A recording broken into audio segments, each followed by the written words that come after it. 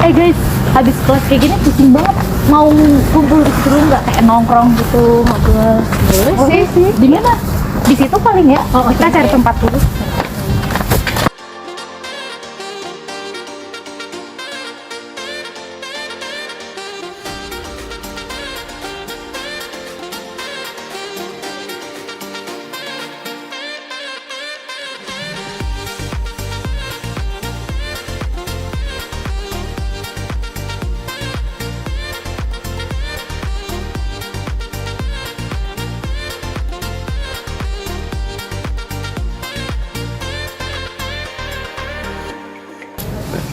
BTW pas kalian pemilihan presiden, kalian pilih siapa sih? Aku golput ya, karena nggak sempat urus gitu loh, udah ketinggalan gitu buat ngurus. Kan harus pindah tempat pemilihan ya. Jadi aku golput ya. Kalau kamu? Aku kemarin milih nomor 3 sih. Ikut kata hati aja. Oh, ikutin kata Kata hati ya, kata hati. Oh, kata hatinya 3. Nah, Kalau kata hati aku 2. Yang Kalau- warna biru. Kalau aku karena sih goyangannya nggak? Iya, oke gas. karena jogetnya ya, gini-gini ya. Kalau aku sendiri sih golput ya. Kalau nggak Soalnya sih aku nggak ada opsi yang bagus soalnya. Berarti gini, kalian dapat ini nggak? Gitu, dapat komisi nggak dari pilihan? Enggak. Karena kan kalian ngikut itu ya. Kalau kamu gimana? Aku enggak. Nggak ada. Oh nggak ada. Nah, aku juga nggak ada. Tapi kalau di rumah kayaknya ada deh.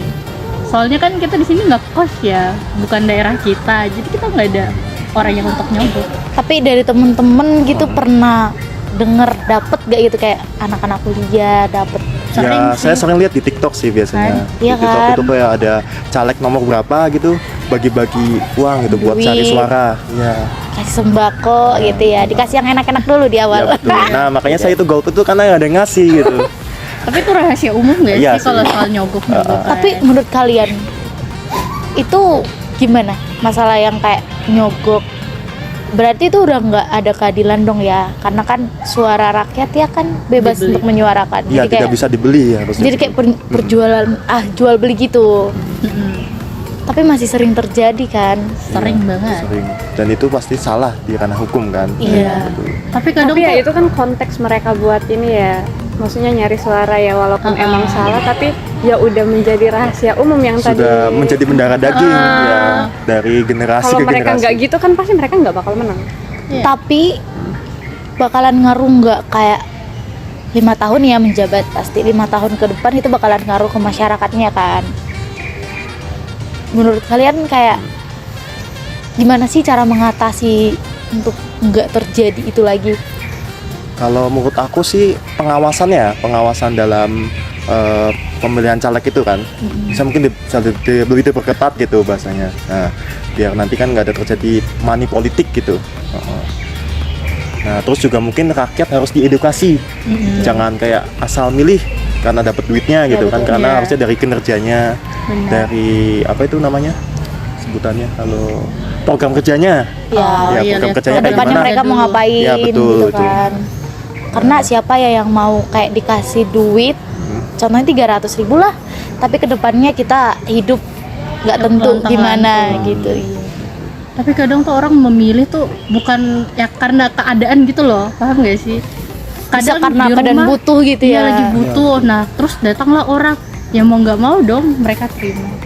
Ya. Untung juga gitu ya. Siapa sih yang dikasih rezeki nggak mau? Jadi kayak Iya. orang-orang mikir itu tuh bukan sogokan tapi lebih ke kayak datang rezeki nih Iya, gitu. kebutuhan yang Iya. mendesak sih. Tapi menurut aku ya, aku bener-bener yang kayak gak mendukung lah masalah yang tentang penyogokan gitu. Mending dia dipilih benar-benar karena kinerjanya ke depan itu gimana, terus bukti nyata kalau dia udah dipilih adalah perubahan setidaknya di desa-desa yang kekurangan perhatian dari pemerintah. Ada nggak sih kayak menurut kalian desa yang bener-bener kayak masih kurang banget nih peran pemerintah di dalamnya? Ada sih kalau desa-desa gitu banyak nggak sih di Papua? Iya. Ya, Oh iya. Padahal Salah mereka Papua hidup ya. di tanah yang emang Emas kaya. banyak yang harus mereka dapat kan, tapi malah mereka nggak dapat apa-apa dari hasil yang mereka bisa. Kebetulan kan aku rumahnya di Papua. Nah, sakit ya. Nggak nyangka Berarti sih. ya, sebagian besar di sana milih apa? Ah, Di sebagian besar- Papua Kenapa? waktu pemilihan kemarin. Nah, banyak yang nyogok. Banyak yang nyogok. Nggak ada yang murni ya. Itu semua pasti udah ngadain jauh sebelum penyalekan. Apalagi yang di daerah-daerah terpencil itu kan mereka susah banget itu, kayak air, listrik, makan aja tuh susah. Ya kalau ada orang yang datang nyogok, nah mau nggak mau pasti mereka ambil duitnya. Jadi hal yang lumrah gitu ya. Hal yang nyogok gitu. Di setiap daerah pasti ada ya, semua caleg bahkan ya itu. Iya. Nggak cuman di timur aja. Enggak timur, tapi di sini aja, Ya, di Jawa Jawa pun terjadi. banyak terjadi.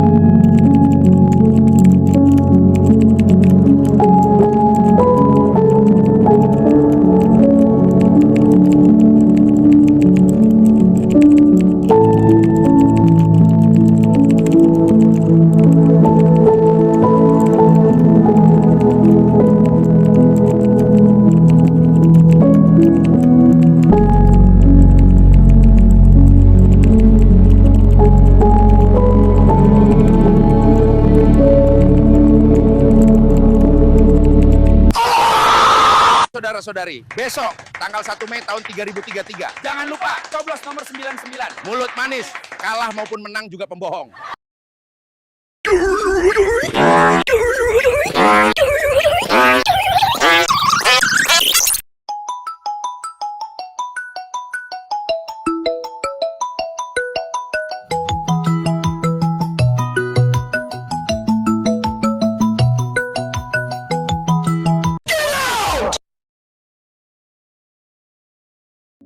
Serangan fajar. Istilah ini mungkin udah gak asing lagi buat kita. Setiap kali musim pemilu datang, praktik ini sering muncul, terjadi diam-diam, tapi dampaknya nyata. Biasanya dilakukan subuh-subuh saat orang belum bangun.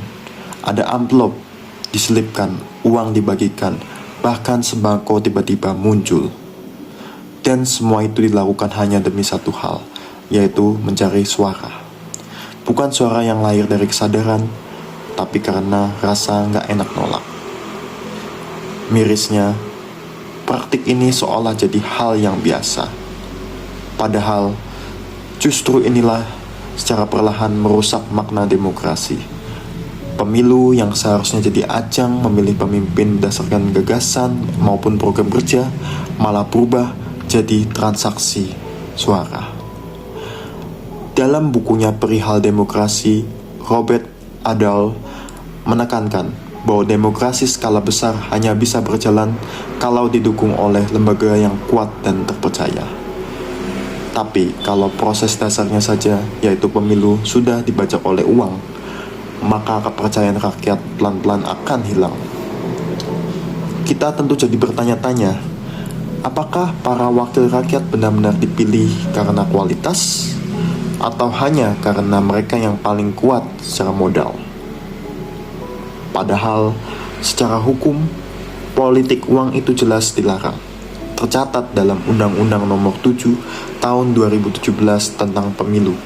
Pasal 280 ayat 1 huruf C melarang pemberian uang atau materi apapun demi memengaruhi pemilih. Dan pasal 52.3 menetapkan sanksinya penjara sampai 4 tahun dan dendanya puluhan juta. Tapi faktanya praktik ini masih terus terjadi. Karena hukum saja nggak cukup kalau masyarakat masih diam.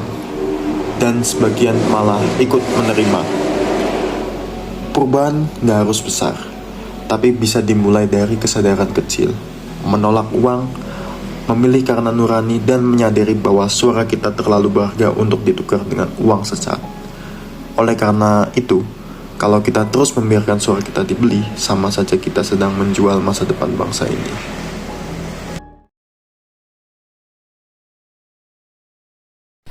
Jangan jual suara kalian demi sesaat. Karena suara kalian masa depan bangsa.